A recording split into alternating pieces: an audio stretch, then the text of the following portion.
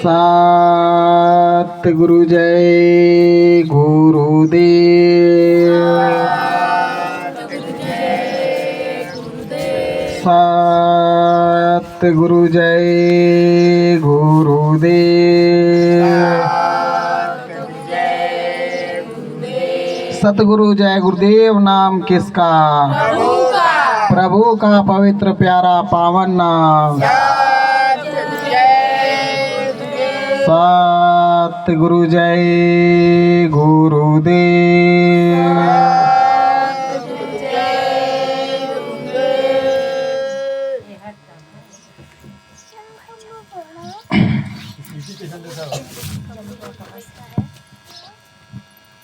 मंच पर हर प्रकार से विराजमान परम पूज्य स्वामी जी महाराज के पावन श्री चरणों में और सत्संग स्थल पर उपस्थित सभी गुरु प्रेमी परिवार को भी मेरा सादर सतकोटि प्रणाम। आप लोग मेरा प्रणाम स्वीकार करें। सतगुरु जय गुरुदेव।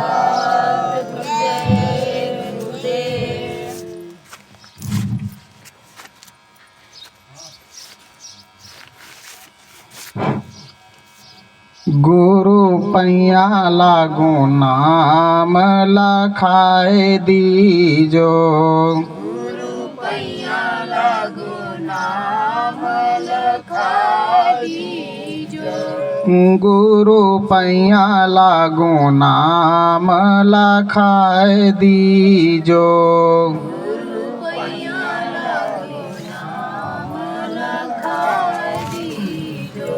लखाए दीजो सतगुरु लखाए दीजो।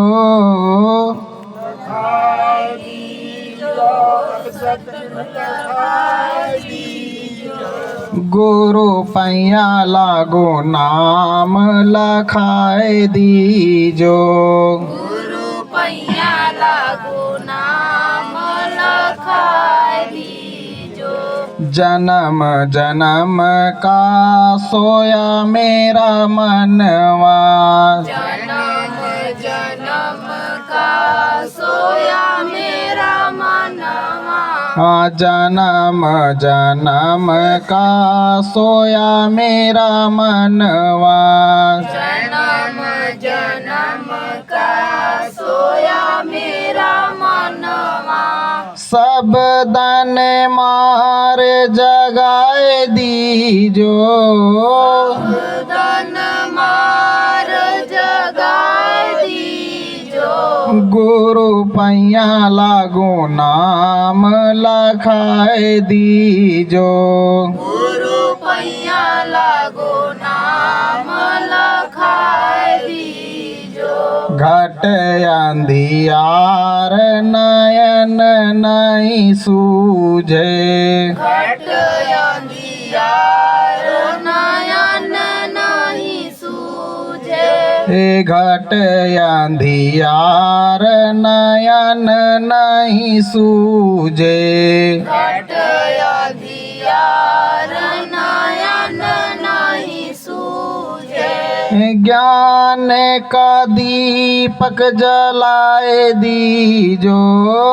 ज्ञान का दीपक जलाए दीजो।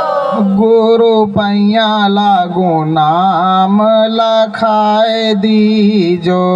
गुरु पैया लागू नाम लखाए दीजो। विष की लहर उठे घट भीतर। विष की लहर उठे घट भीतर। विष की लहर उठे घट भीतर। विष की लहर उठे घट भीतर। अमृत बूंद चुआए दीजो। अमृत बूंद चुआए दीजो। गुरु पैया लागू नाम लखाए दीजो। गुरु पैया लागू नाम लखाए दीजो। गहरी नदिया गम बहे धारा, गहरी नदिया गम बहे धारा, गहरी नदिया गम बहे धारा, गहरी नदिया गम बहे धारा, अखे के पार लगाए दीजो, के पार लगा दीजो, गुरु पैया लागू नाम लखाए दीजो, गुरु पैया लागो नाम लखा दीजो, ओ गुरु पैया लागू नाम लखाए दीजो, गुरु पैया लागो नाम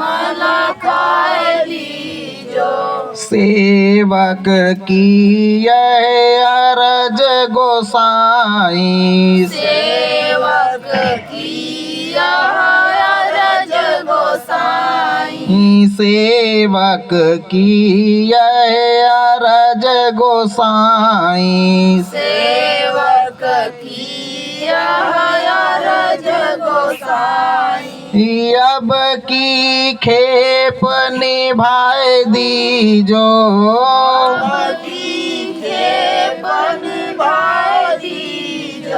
गुरु पैया लागू नाम लखाए दीजो, गुरु पैया लागो नाम लखा दीजो, ओ गुरु पैया लागू नाम लखाए दीजो, गुरु पैया लागो नाम लखा दीजो, सतगुरु जय गुरुदेव,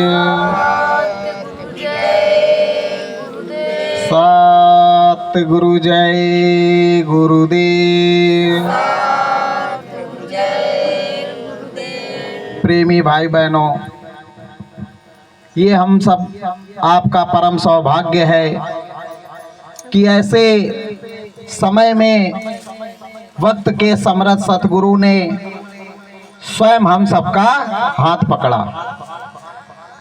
लोग कहते हैं कि हम गुरु के दरबार में गए और वहां हमको रास्ता मिला, जबकि हकीकत यही है कि स्वयं सतगुरु ने हम सबको चिन्हित किया और अपने जीवों को स्वयं उन्होंने जा करके गांव-गांव, नगर, घर-घर जा करके उन्होंने नाम का रास्ता दिया।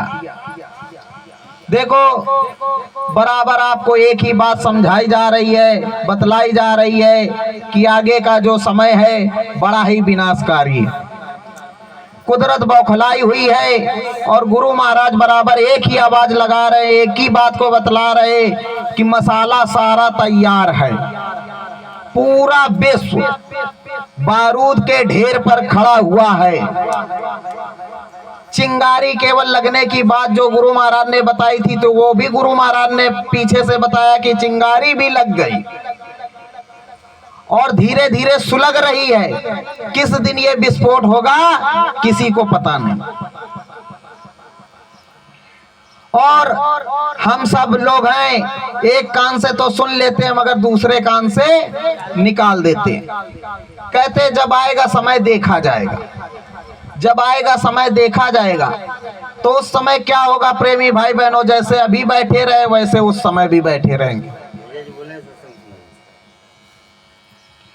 तो प्रेमी भाई बहनों, स्वामी जी महाराज ने जो बताया, पहले हम सबको उस रास्ते पर सच्चाई के साथ लगना है, क्योंकि भारी से भारी मुसीबत में गुरु महाराज ने कहा एक ही रास्ता है और वो है सच्चा सदगुरु का नाम भजन। क्योंकि जब तक नाम भजन करेंगे नहीं, सुमिरन ध्यान भजन के लिए समय निकालेंगे नहीं, घाट पर जब हम आएंगे नहीं, जब घाट पर बैठोगे नहीं, तो दिखाई सुनाई कहां से पड़ेगा। जितनी देर सत्संग में आए उतनी देर तो कहा कि हाँ भैया जी आए थे या फला भैया ने ऐसी ऐसी बात बताई और कहीं ना कहीं गलती हमारी ही आपकी है और घर पर चल करके इसका सुधार करेंगे। तो सत्संग में तो आप बराबर गुरु महाराज के सामने बैठ करके वचनों में कौल करार करते जा रहे हैं, मगर कितना वास्तविकता में निभा रहे हैं उस चीज को। जब हमने आपने नामदान लिया तो नामदान लेते समय गुरु महाराज ने कुछ नहीं मांगा था, केवल इतना मांगा था कि बच्चों मुझे केवल इतना वचन दे दो कि नहीं 2 घंटे का समय मिलेगा, मगर जितना भी मिलेगा सच्चाई के साथ बैठ करके नाम भजन करेंगे। और बराबर गुरु महाराज एक ही बात को कह रहे हैं, लग करके करो, 15 दिन में दिखाई सुनाई ना पड़े तो बाबा जी को बाबा जी मत कहें। बराबर गुरु महाराज ने यही बात कहा। उसी बात को आपको बड़े भैया भी दोहरा रहे हैं, 12 साल से एक ही बात बता रहे हैं। वो ये नहीं कहते कि मैं साधक हूं, और ना कभी उन्होंने कहा कि मैं सेवक हूं कि क्या हूं। उन्होंने सीधे कहा कि मैं आप सबका छोटा गुरु भाई हूं। जो दौलत मुझको मेरे गुरु ने दी वही दौलत आपको मिली है, जो हमारे सदगुरु वही आपके हैं। बस फर्क इतना है कि जो मेहनत करके हमने जिस चीज को प्राप्त किया वो आपको बांटना चाहते हैं। वो आपको बराबर एक ही रास्ता दिखला रहे हैं, एक ही बात को बता रहे हैं, वो बांटने के लिए तैयार हैं। मगर हम सब वही 12 साल पुरानी वाली आदत लेकर के बैठे हैं कि लेना चाहते नहीं और कहते हैं कि दया होती नहीं। तो दूसरे की तो बात मैं नहीं कह सकता, अपने आंखों की देखी बात कर रहा हूं। 12 सालों में गुरु महाराज ने इतनी अपार दया मेहर की है, इतनी अपार दया मेहर की है कि अगर उसको शब्दों में भी बयां करेगा कोई भी प्रेमी हो, वो बयां नहीं कर सकता। क्योंकि हमको अपने अतीत में ही पीछे देख लेना चाहिए था कि कल हमारी क्या थी दिक्कत, परेशानी, पोजीशन क्या थी। आज गुरु महाराज की दया मेहर से कहां पहुंच चुके हैं। तो गुरु तो सर्वज्ञ है, हर प्रकार से दया मेहर कर रहा है, और जितना सच्चाई से हम लग जाएंगे उतनी और दुगने दया होने लगेगी। केवल नाम भजन के लिए कहा जा रहा है कि नाम भजन नाम भजन। और गुरु महाराज की बातों को बराबर इस वजह से आप लोगों को सुनाया जा रहा है, समझाया जा रहा है कि जो कुछ भी गुरु महाराज ने कहा था, स्वामी जी महाराज ने बराबर यही कहा कि मेरी पत्रिकाओं को उलट पुलट करके देखते रहें। आज बताइए गुरु महाराज की जितनी बातें हैं सारी सामने आ रही हैं कि नहीं आ रही। स्वामी जी महाराज ने ऐसे ऐसे भयानक दृश्यों का वर्णन जो किया, उन्होंने बताया, समझाया, आज सभी सामने आ रहे हैं। स्थिति परिस्थिति ऐसी आ गई है। गुरु महाराज ने कहा था हम थोड़ी थोड़ी देर में चिल्लाने लगते हैं, तो गुरु महाराज ने कहा बच्चा अभी तुमने महंगाई क्या देखी, असली दिन तो अब आ रहे। जो भी गुरु महाराज ने बताया, रूपरेखा समझाया था, वो सारा समय अब सामने आ चुका है। देश की स्थिति क्या है, प्रदेश की स्थिति क्या है, विश्व की स्थिति क्या है, कब किस समय कहां तख्ता पलटेगा किसी को पता नहीं है। उस समय गुरु महाराज ने कहा, जो हम बराबर चिल्ला रहे हैं कि 12 साल से गुरु महाराज नहीं आ रहे, नहीं आ रहे, नहीं आ रहे, अरे सीधे सीधे आपको बताया गया। स्वामी जी महाराज ने कहा समय का इंतजार राम ने किया, समय का इंतजार कृष्ण ने किया। बच्चा मैं भी समय का इंतजार कर रहा हूं, समय का इंतजार तुमको भी थोड़ा करना पड़ेगा। तुम समय का इंतजार कर लो और बाबा जी का सारा काम समय से पूरा होगा। ये भी उन्होंने कहा, पीछे से ये भी कहा कि अरे बच्चा बाबा जी का तो सारा काम हो गया, तुम्हारा काम बाकी है। और दयाधार की बात उन्होंने बतलाई। उन्होंने कहा किस दया की तुम बात करते, दया तो क्षण में उतरेगी। और ये सुरते यहां से ऐसे इशारा करते हुए उन्होंने कहा ये ऐसे उठा ली जाएंगी। तो मतलब ये है कि जब तक हम घाट पे बैठेंगे नहीं, और कहा कि भैया अनुभव नहीं होता, ये नहीं होता, वो नहीं होता, तो जब बैठोगे तभी होगा। ये भी बताया गुरु महाराज ने, दया की धार बराबर निरंतर चालू कर दी। कहा बच्चा बैठ कर नहीं कर सकते, लेट के कर लो, और लेट के नहीं कर सकते तो रात्रि के समय कर लो। उसमें भी अगर चोरी करें हम और ना करें तो कोई शरबत तो है नहीं कि कोई घोल के पिला देगा। और प्रेमियों, फिर से उसी चीज को समझ लीजिए कि गुरु महाराज ने कहा आगे आने वाले आफत के समय में, विनाशकारी समय में केवल रक्षा मदद का जरिया रास्ता जो है वो है केवल प्रभु का नाम भजन। आप नाम भजन करोगे सच्चाई के साथ, कोई भी हरी बीमारी आएगी, गुरु महाराज ने कहा डॉक्टर को दिखाओ और जब दवा लो उस प्रभु को याद करके, नाम को लेकर के दवा खाओ, देखो तुरंत आराम मिलता है कि नहीं मिलता। मगर जो गुरु महाराज ने बताया उसको हम मानते नहीं, अपने मन से करने लगते हैं, डॉक्टर को भी बदनाम कर देते, वो डॉक्टर नहीं सही था, उसकी दवा काम नहीं की। तो प्रेमियों, स्वामी जी महाराज हर प्रकार से हाजिर नाजिर हैं, नाम भेद उन्होंने बता रखा है, सच्चा रास्ता आपको दिखला रखा है, और ये भी कहा कि बच्चा सुमिरन ध्यान भजन बराबर करो, नागा मत करना। और जितनी सच्चाई से करेंगे उतना ही हमारे लिए अच्छा होगा, क्योंकि लोग क्या कहते हैं लोगों का हमें नहीं पता, हमें केवल अपने सदगुरु पे ही भरोसा है। जैसे वो पहले दया मेहर कर रहे थे वैसे आज भी कर रहे हैं, और जो लोग बैठ करके सच्चाई से कर रहे हैं उनको गुरु महाराज बराबर दया का परिचय भी दे रहे हैं। यही मिर्जापुर है, अभी पीछे की समय की बात है, महाकुंभ का मेला लगा हुआ था और यहाँ पर प्रेमियों को यहाँ से कम 200 किलोमीटर तो महाकुंभ क्षेत्र है ही, मगर अभी वहां पर कोई व्यवस्था नहीं, कोई प्रेमी नहीं पहुंचा, और गुरु महाराज ने यही के प्रेमियों को पूरी रील दिखाई थी कि कार्यक्रम किस तरह होगा, कहाँ टेंट लगेगा, कहाँ गुरु महाराज का मंच बनेगा, कहाँ हवन पूजन हो रहा है और कहाँ संगत लेटी बैठी है। तो जो कर रहा है तो उसको तो गुरु महाराज दिखाएंगे ही, अब ना करो तो उसके लिए क्या कहा जाए। और अनुभव की जो बात है, अनुभव प्रेरणा स्रोत तो पहले था, आज भी है और आगे भी रहेगा। आप लाख कहो कि गुरु महाराज ने मना कहा, गुरु महाराज ने मना किया था, मगर गुरु महाराज ने कहा था कि संसारियों के बीच में मत बताना। और इस समय गुरु महाराज ने कहा कि कोई अगर तुम्हारा गुरु भाई है या बहन है, तुम जानते हो और तुम्हें उस चीज की भनक लग चुकी है कि आगे रास्ते में कंकड़ पड़ा हुआ है, पत्थर पड़ा है, रोड़ा पड़ा है या कांटा पड़ा हुआ है, अगर ये नंगे पैर जाएगा तो इसके चोट लग जाएगी, तो तुम उसको आगाह करो, इशारे में करो। अब ये नहीं कि स्वयं त्रिकालदर्शी बन जाओ। और स्वामी जी महाराज किस किस प्रकार से समझाएं, उन्होंने यहां तक भी कहा खोल करके, अरे बच्चा जब कुछ चूचा बोलेगा तभी तो मैं बोलूंगा, तभी तो तुम समझ पाओगे। प्रेमियों, दिखाई सुनाई की बात है वो गुरु पे छोड़ो, हमें अपने तरफ से ईमानदारी से काम करना है। अगर हम ईमानदारी से करेंगे और गुरु महाराज से विनती प्रार्थना करेंगे, एक के सहारे रहेंगे, तो चाहे गुरु की दया सैन में हो या बैन में हो, हर प्रकार से गुरु महाराज का दर्शन प्रसन्न होगा।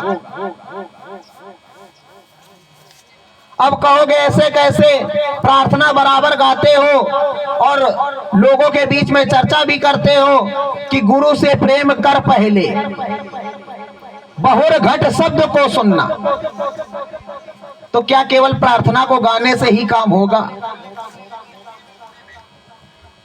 उसमें सीधे कहा गया, स्वयं गुरु महाराज ने अपने मुखारबिंद से कहा कि गुरु से प्रेम कर पहले बहुर घट शब्द को सुनना।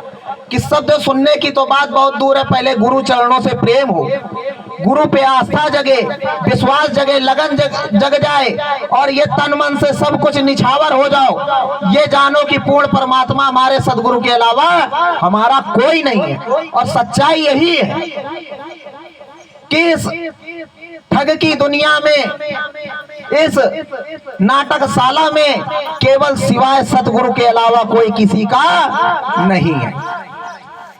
स्थिति परिस्थितियां उस तरह आ चुकी हैं, गुरु महाराज ने खोल खोल करके बताया और लोग कहते हैं कि गुरु महाराज ने कभी कुछ नहीं कहा। गुरु महाराज ने मर्यादा का पालन करते हुए पर्दे के पीछे बहुत बड़े बड़े राज खोल दिए और बहुत से लोग सच्चाइयां गुरु महाराज ने बताई और गुरु महाराज ने कहानी के माध्यम से ही सारा भेद खोल रखा।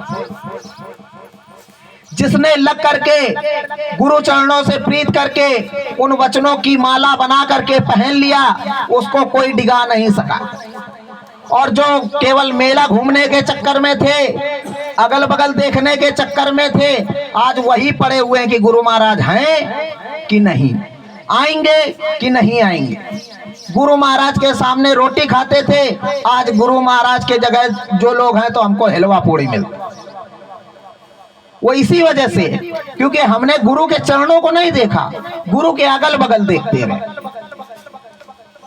और स्वामी जी महाराज बराबर कहते थे, आप लोगों को याद भी होगा, जब स्वामी जी महाराज मंच पर खड़े होकर के हाथ जोड़कर आशीर्वाद देते थे।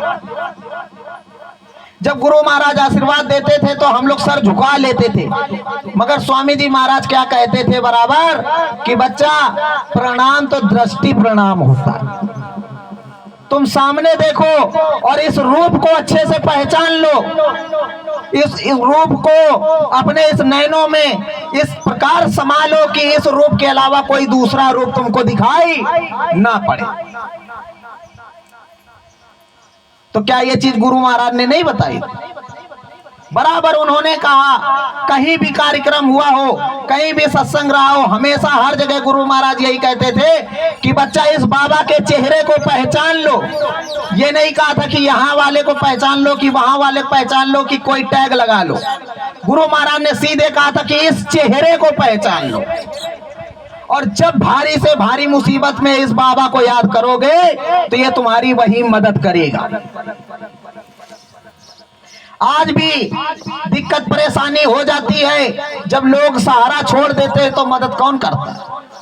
ये सोचना चाहिए हमको। आपको गुरु महाराज ने बराबर कहा, जब तक नामी रहता है तब तक नाम का असर, और नामी के चले जाने के बाद में नाम में पावर खत्म हो जाती है। फिर दूसरा महात्मा आएगा और जहाज अपना लगाएगा, नाम को जगाएगा, तब उस नाम से काम होगा।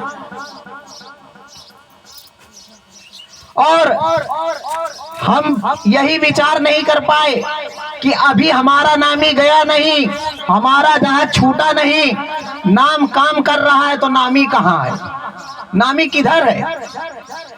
कभी आपने अपने यहाँ के जिम्मेदारों से ये बात पूछा कि गुरु महाराज ने बराबर कहा, जब तक नामी रहता है तब तक नाम का असर, नामी के चले जाने के बाद में नाम में पावर खत्म हो जाती है। यदि नामी चला गया, नामी का जगह जगह भंडारा मनाया जा रहा है, 13वां मनाया जा रहा है, तो इस समय वक्त का नामी कौन है? क्योंकि काम तो नाम जो है नामी का कर रहा है, और ये कोई वसीहत नामा तो है नहीं कि बाप ने दे दी बेटा चलाएगा, बेटे ने दे दिया नाती चलाएगा, नाती के बाद छनाती चलाएगा। ये गुरु की दौलत है। अगर यही परंपरा चलनी होती तो दादा गुरु महाराज ने अपने बेटों को क्यों नहीं दी? क्या गुरु महाराज, दादा गुरु महाराज के कोई बच्चे नहीं थे? दादा गुरु महाराज का कोई परिवार नहीं था?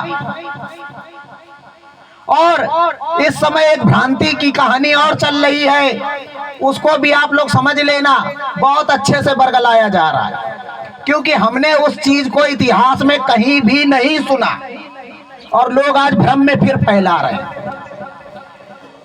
उस समय की बात है, जो पुराने लोग हैं वो इस चीज को जानते हैं और अच्छी तरीके से समझते भी हैं। प्रेमियों, जब दादा गुरु महाराज ने अपने धाम जाने की मौज फरमाई तो उस समय कुछ लोग थे जो आज बैठे उस पीछे के भी समय में भी थे। तो उन्होंने कहा कि स्वामी जी महाराज आगे संभाल कौन करेगा और आगे नामदान कौन देगा। तो दादा गुरु महाराज ने स्वामी जी महाराज की तरफ इशारा करते हुए कहा कि फला दास आगे काम करेगा। यही कहा था कि नहीं कहा था कि दादा गुरु महाराज ने कहीं किसी जगह का नाम लिया था। दादा गुरु महाराज ने सीधे कहा कि ये फला दास है, ये काम करेगा। मगर अब लोग जगह का नाम लेकर के कह रहे हैं कि दादा गुरु महाराज ने कहा था वो फला जगह का रहने वाला वो काम करेगा। फिर जब धीरे धीरे और समय नजदीक आ गया तो उस जगह जो थे उनके मन में जो विचार आया, कहा कि उस समय दादा गुरु महाराज ने कह दिया था, अब इस समय ये एकदम जाने की मौज में है। शायद कहते हैं कि जब आदमी का शरीर छूटता, अब यहाँ आदमी आ गया, पहले गुरु था। इस चीज को बारीकी से समझिएगा कि जो गुरु था वो आदमी हो चुका है। कहा कि जब आदमी का शरीर छूटता है, जब दूध लेने आते हैं तो उसके हक्के बक्के छूट जाते हैं। पूछ लो जल्दी से, हो सकता है दादा गुरु महाराज किसी दूसरे का नाम ले ले, और जो आखिरी समय दादा गुरु महाराज नाम ले लेंगे उसी का काम बन जाएगा। तो फिर लोगों ने जिज्ञासावश पूछा कि स्वामी जी महाराज आगे नाम कौन देगा, आगे संभाल कौन करेगा। तो दादा गुरु महाराज ने इतनी तेज डांट करके कहा 10 बार बताना पड़ेगा क्या कि फला दास आगे काम करेगा। तो दादा गुरु महाराज ने स्वामी जी महाराज को कहा, बाकी किसी का नाम नहीं लिया। और हिंदुस्तान में नहीं पूरे विश्व में हो कोई माइका लाल जिसके पास प्रमाण रखा हो कि परम पूज्य स्वामी जी महाराज का अवतार किस जगह हुआ या उनके माता पिता का नाम बताए तो मैं उसको जानूंगा। क्योंकि स्वामी जी महाराज से जब लोगों ने पूछा तो स्वामी जी महाराज ने कहा कि बच्चा, जिस स्थान पर मैं आया तो खुले आसमान के नीचे आया था, बरगद का पेड़ था। बाकी आगे उन्होंने कुछ कहा ही नहीं। और इस समय कोई गवाही में भी नहीं है, उस समय का कोई व्यक्ति भी नहीं है जो गवाह दे दे। पता करिएगा अच्छी तरह से इस चीज को। इसके अलावा गुरु महाराज ने कुछ नहीं कहा। और अब जो प्रचार हो रहा है वो सीधे कहा जा रहा है, दादा गुरु महाराज का पोस्टर बन रहा है, कबीर साहब का पोस्टर बन रहा है, रविदास साहब का बन रहा है, नानक साहब का बन रहा है। जहां दादा गुरु महाराज का बनाया जा रहा है तो उसमें दादा गुरु महाराज के अंतिम शब्द लिखे जा रहे हैं। क्या जैसे सर्वप्रथम इसी कलयुग में प्रकट संत सदगुरु के रूप में जब कबीर साहब आए, उन्होंने अपनी पूरी लीला खेली और लीला खेलने के बाद में जब अंतिम पड़ाव आया तो उस समय धर्मदास जी ने पूछा कि साहब, आपने कहा कि ये जितने हंस स्वरूपी सूरज जीवात्मा इस लोक में भ्रमण कर रही हैं, आई हुई हैं, इनमें से जब तक एक भी हंसा यानी एक भी सूरज जीवात्मा जब तक वहां मैं पहुंचा नहीं दूंगा तब तक मैं जाऊंगा नहीं। तो ये आपकी कैसी मौज है। तो उस समय धर्मदास ने जब पूछा था तो साहब ने कहा, घबराइयो मत हंसा, हम फिर आएंगे, बम भोले काशी की नगरी मुक्ति का नाका तामे यज्ञ रचाएंगे। कहा था प्रेमियों की नहीं कहा था। तो अब यहां से भी आप विचार करना कि कबीर साहब के बाद ऐसा कौन सा साहब आया कि जिसने बम भोले की नगरी इसी काशी में यज्ञ रचाया हो और बम भोले की समाधि खोलने की बात कही थी और यह भी कहा था 4 वर्ण 36 जाति घर घर अलख जगाएंगे। तो वो कौन सा साहब है कि जिसने बम भोले की नगरी में यज्ञ रचाया हो और गांव गांव नगर की बात कौन कहे, आदिवासी जहां रहते जंगलों में जाकर के उस नाम का ढिंढोरा उसने पीटा हो। तो वो साहब कौन है, कहां है, कहां पर आया हुआ है। रविदास साहब की कोई पोथी नहीं, कोई उनका लिखित ग्रंथ नहीं, मगर आप जबरदस्ती बताते हो चलो आपकी ही मानते हैं, आपकी ही बात सही कि रविदास साहब ने ये कहा। तो वो 5 नाम का मोती बताने वाला कौन है? वो श्वेत सुरीली वाला महात्मा मुरली मनोहर कौन है? अमरदास साहब की बात करते हो तो अमरदास ने भी यही कहा, नानक साहब ने भी यही कहा कि सत्य नाम का ढोल बजेगा और राम नाम को जगाएगा और गुरु नाम का प्रचार करेगा। तो वो कौन है, कहां है? दादा गुरु महाराज की जो बात थी, तो दादा गुरु महाराज का तो तुमने हेर फेर कर दिया। कहा कि दादा गुरु महाराज ने कहा कि लोगों ने पूछा कि दादा गुरु महाराज, स्वामी जी महाराज संभाल कौन करेगा? कहा वो फला दास कानपुर वाला करेगा। तो इतना बड़ा तुम प्रचार कर रहे हो और इतनी बड़ी, गुरु ने कहा अगर मैं कोई बात कहूं तो मेरी कही हुई बात को 9% रखना, मगर आदत थी 11 करने की, तो 11 की जगह आज 22 पे चल रहे। और एक छोटी सी मामूली जो बात कही जाती थी कि गुरु गुड़ चेला शक्कर हो गया। तो इसीलिए स्वामी जी महाराज ने सारी बातों को पहले ही बताया, आगाह किया था कि बच्चा, ये संसार एक हाट है, बनिए का हाट है, यहाँ मेला लगा हुआ है। और जब तुम मेला घूमने के लिए निकले हो तो तुम्हारा एक उद्देश्य होता है कि हम जाएंगे फला जगह मेला लगा है और हमारे घर में इस चीज की जरूरत है, हम वही चीज लेकर के आएंगे। तो वही चीज लाते हो कि नहीं लाते, कि पूरा मेला ही घर पे उठा लाते हो, जरूरत की चीज ही लाते। तो स्वामी जी महाराज ने इसी बात को इशारे में समझाया। कहा बच्चा, ये बनिए का हाट है, ये मेला बाजार है, और इस मेले के बाजार में सावधान रहना, वही चीज वही वस्तु लेना जो तुम्हारे हित की हो। तो प्रेमी भाई बहनों, गुरु महाराज आप लोग अच्छी तरीके से जानते हो कि जब आए इसी काशी में उन्होंने यज्ञ रचाया और बड़े बड़े चमत्कार जब गुरु महाराज ने इसी काशी में दिखा दिया तो काशी वासियों का सर नतमस्तक हो गया कि साहब वापस आ गए। रविदास साहब की आप बात करते हो तो जिन्होंने लग करके सुमिरन ध्यान भजन किया सच्चाई से, उनको केवल मालूम है कि वक्त का रविदास साहब कौन है। बाकी हवा फायर वालों की कोई बात नहीं। धर्मदास को पता है कि साहब कहाँ है, चरणदास को पता है कि धर्मदास के सदगुरु कहाँ है, और मीरा को पता है कि हमारे गुरु कौन है, कहाँ है। बाकी तुम किसी को भी कुछ भी कह दो जाकर के, तो कहने से कुछ नहीं होता। स्वामी जी महाराज को जब दादा गुरु महाराज ने आदेश दे दिया, उस समय भी गुरु महाराज के विरोधी खड़े थे, गुरु महाराज को काम नहीं करने दे रहे थे। आज भी गुरु महाराज के विरोधी खड़े हैं, जो बराबर टांग लगा रहे हैं, क्योंकि वो जानते हैं कि अगर ये बाबा आ गया तो सब बाबाओं की ढोल पे पोल खुलने लगेगी।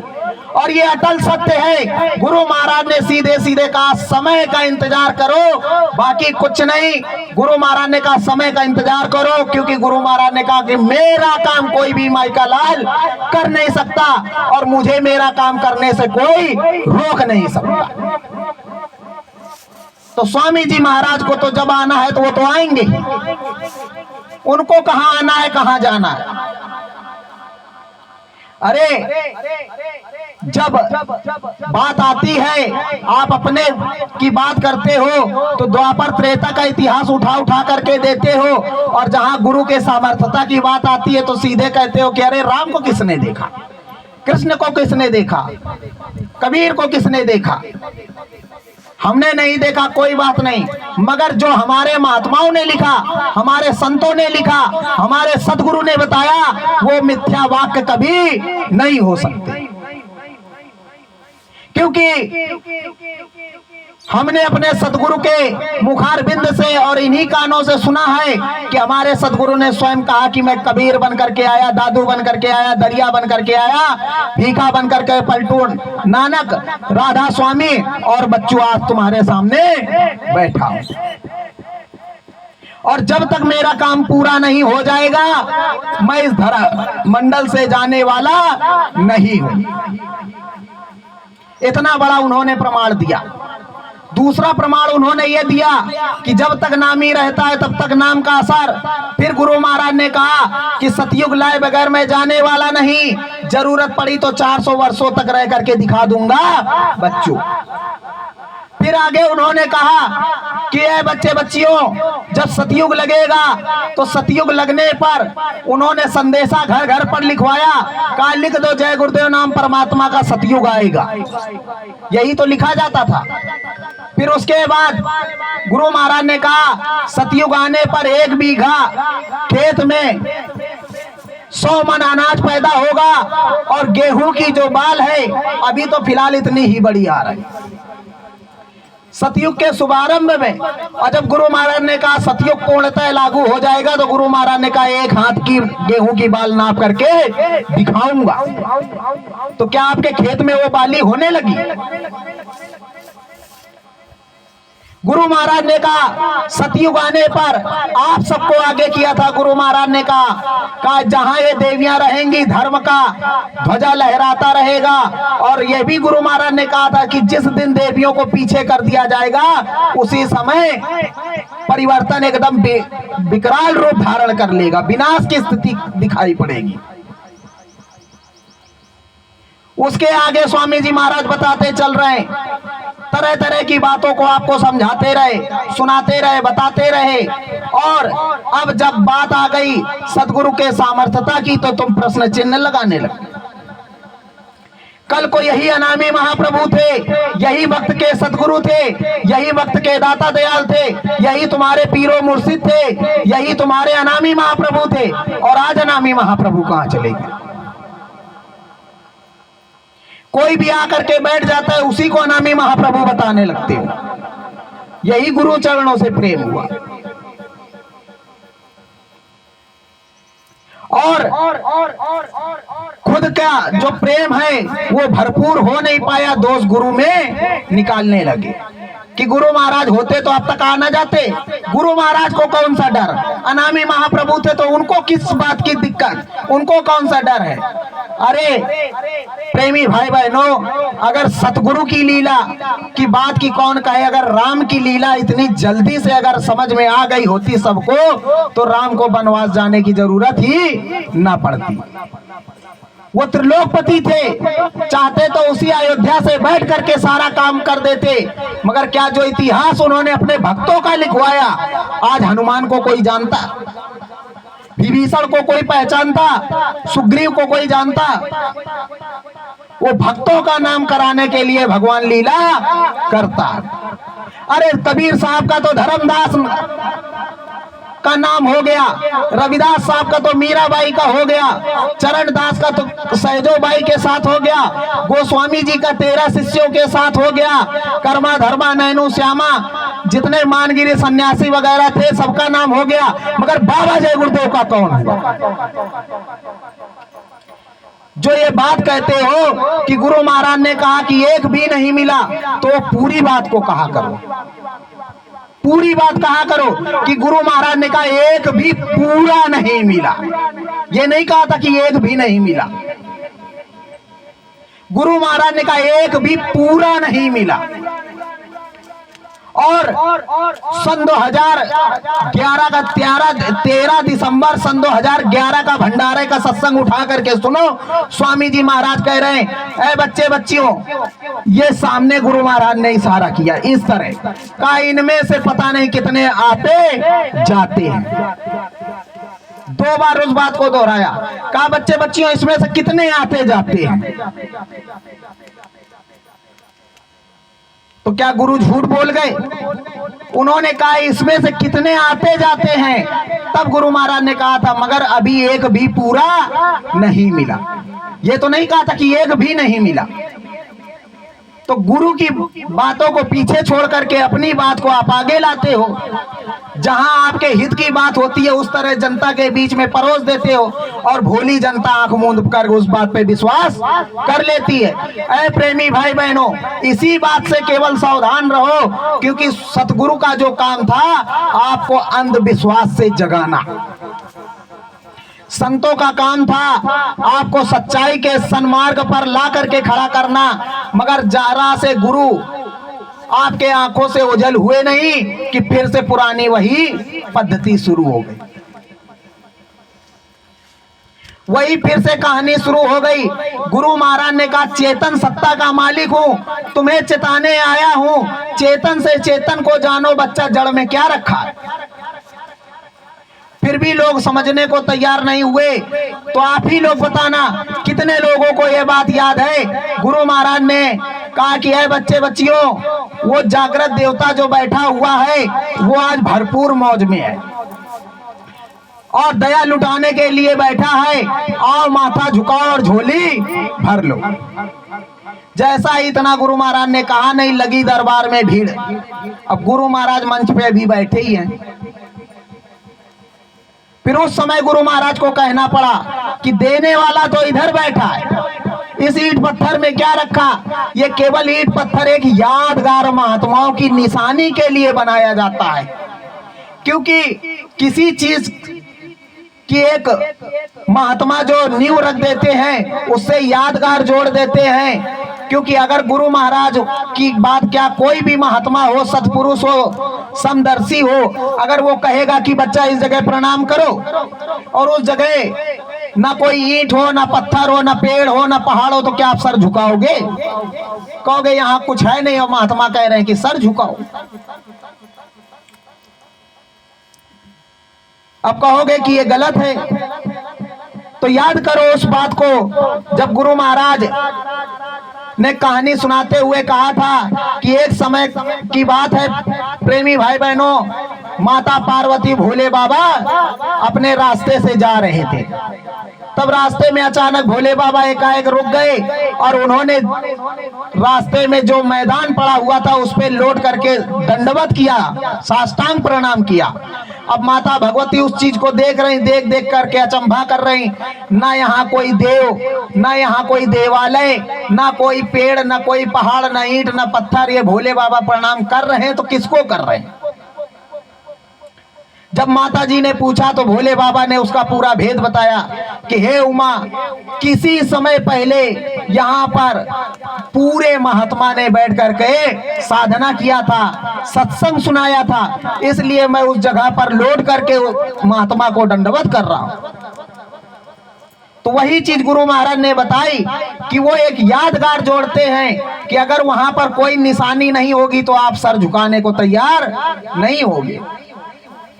दया के लिए भी गुरु महाराज ने कहा कि प्रसाद क्या है, कुछ नहीं, ये तो एक आपको आधार जोड़ दिया जाता है, आपके अंदर विश्वास रहे कि हाँ गुरु महाराज के दरबार में गए थे तो गुरु महाराज ने हमको ये प्रसाद दिया।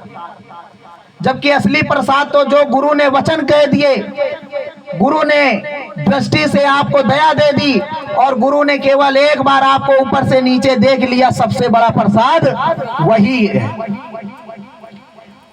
फिर भी कहोगे कि नहीं, अभी संतुष्टि नहीं हुई, तो इसलिए वो महात्माओं ने रास्ता आपके लिए बना दिया। और गुरु महाराज ने कहा ठीक है, अगर इस तरह विश्वास नहीं तो ये कच्चा प्रसाद है, जब कभी आफत हो तो नाम लेकर के इसको कर लेना।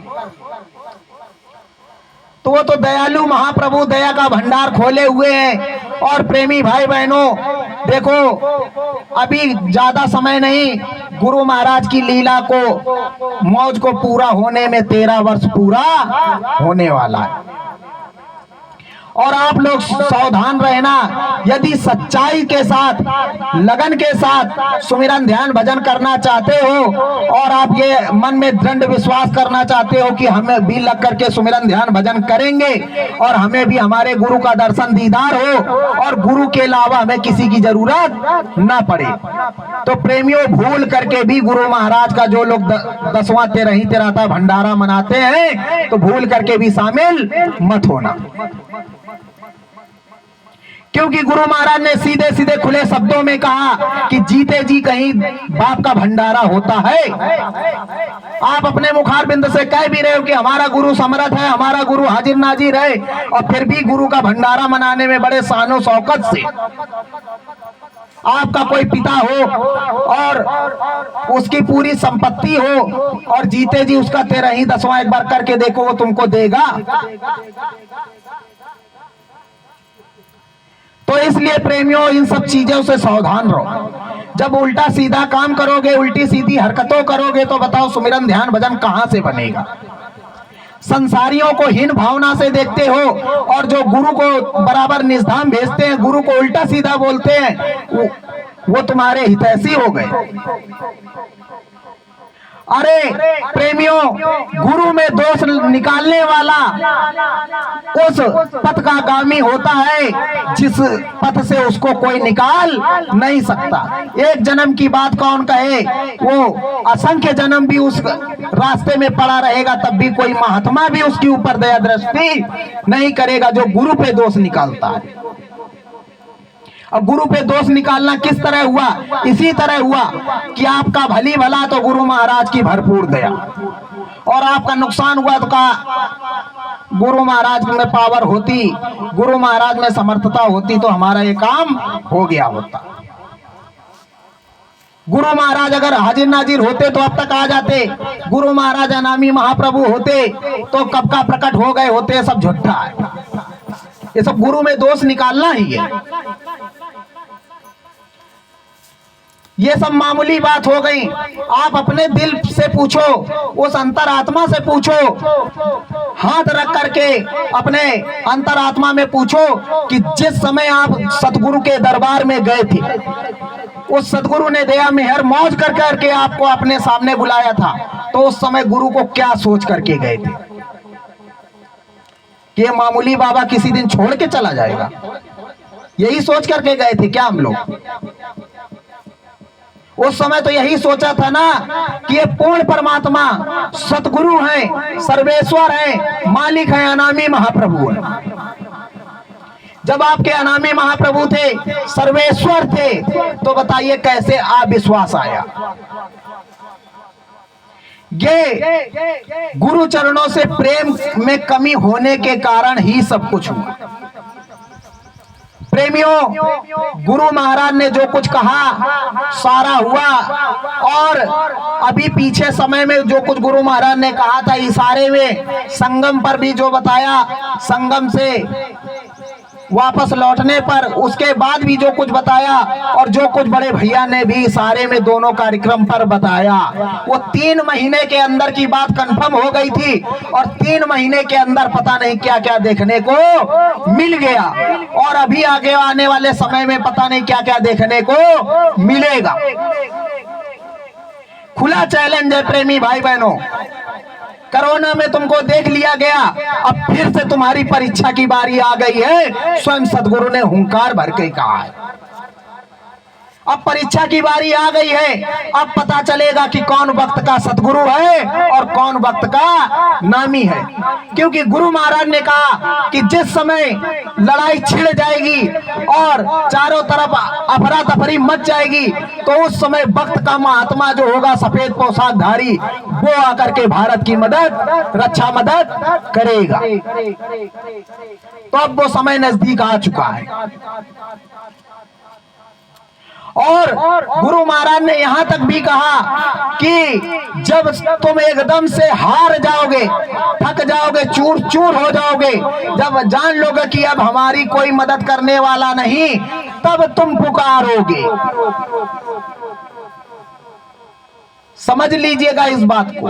गुरु महाराज ने स्वयं बता रखा है कि जब एकदम चूर चूर हो जाओगे तब तुम पुकारोगे। तो क्या हम आप चाहते हैं कि वो दिन हमको देखना पड़े? तो वो समय हमको ना देखना पड़े, वो समय ना आए, तो इससे अच्छा अपने सदगुरु के चरणों में बैठ करके सुबह शाम हाजिरी दे करके, रो करके 2 बूंद आंसू के बिरह के गिरा के गुरु चरणों पर उस प्रभु परमात्मा के, जिसको भी आप मानते हो, जो भी आपके इष्ट हैं, उसको मान करके ईमानदारी से नाम भजन करो। क्योंकि नाम भजन ही सब कुछ है। नाम भजन करोगे, सुमिरन ध्यान भजन भी बनेगा, तुम्हारा लोक भी बनेगा, परलोक भी बनेगा।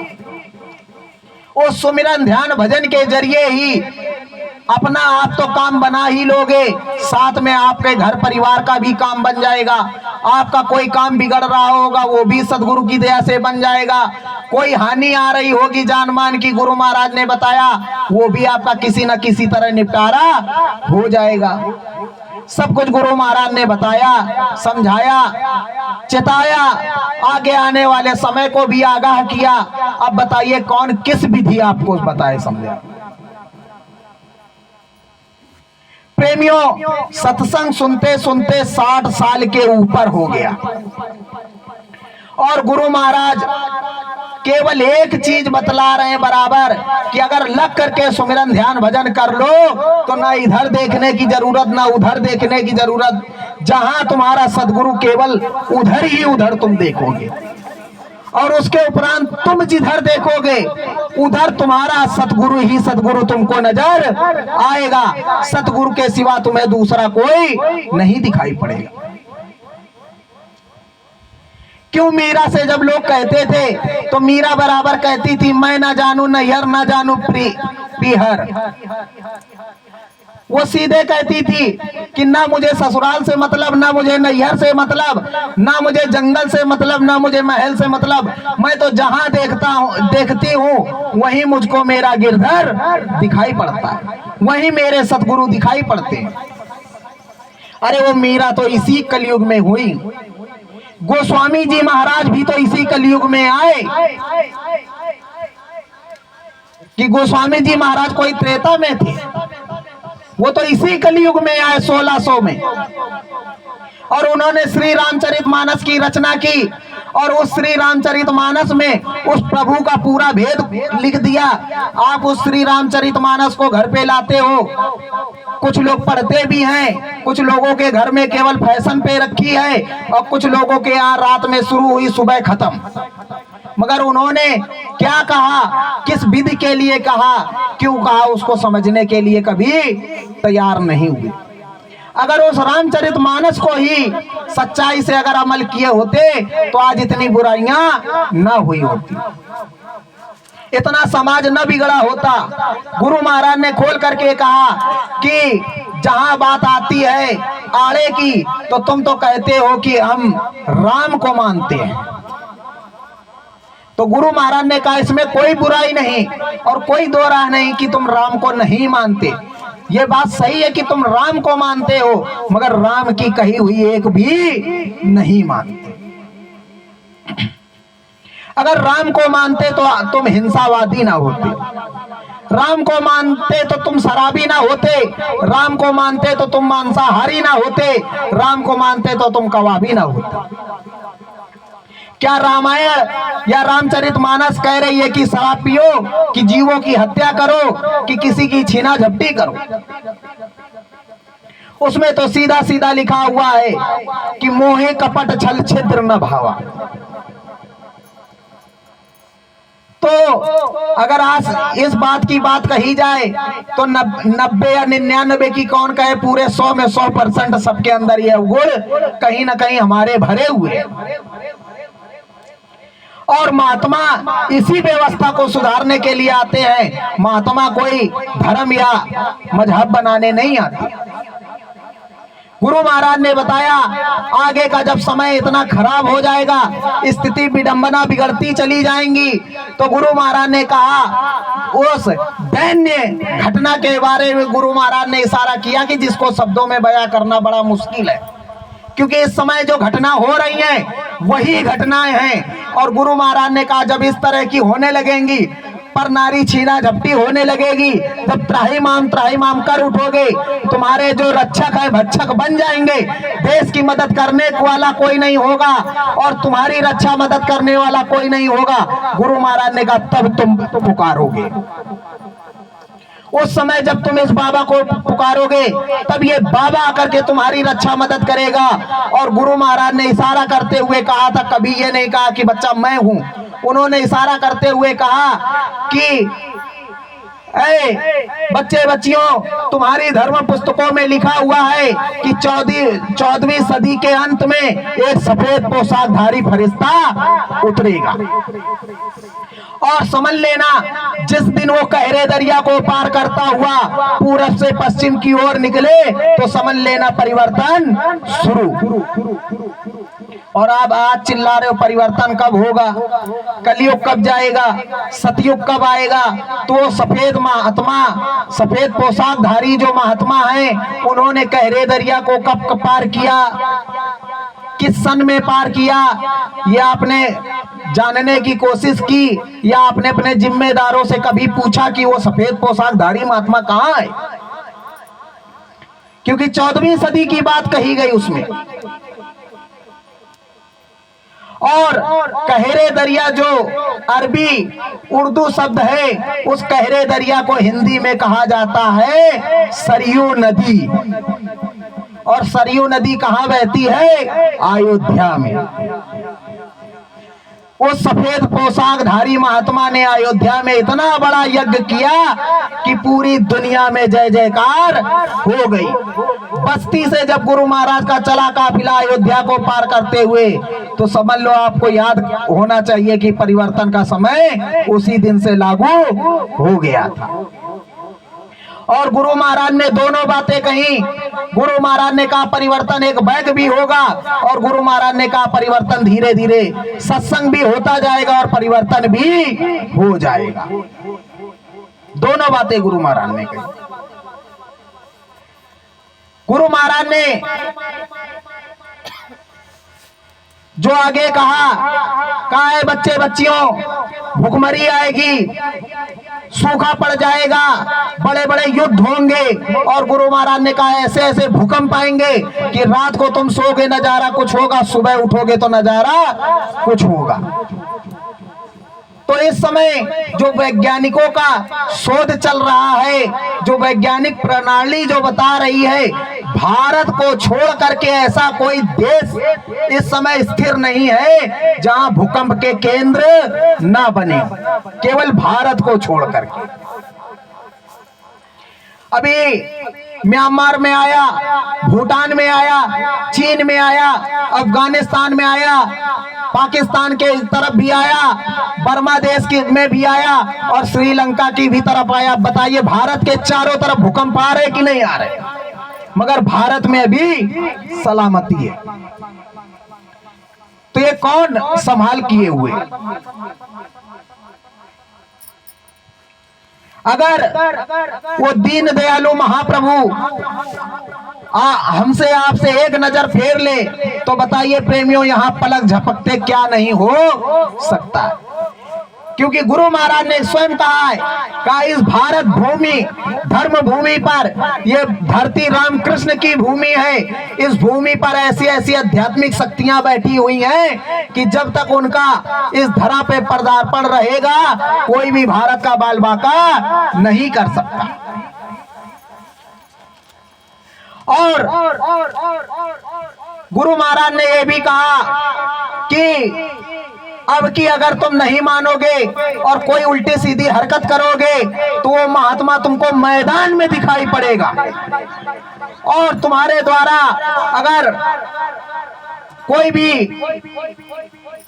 कीटाणु बम या कुछ भी उल्टा सीधा करोगे तो वो महात्मा ऐसी जोर की आंधी चलाएगा कि जहां से वो कीटाणु बम या मिसाइलें आएंगी, गुरु महाराज ने कहा जरूरत पड़ने पर 1-8% यहाँ फूटेंगी जरूर, जरूरत पड़ने पर।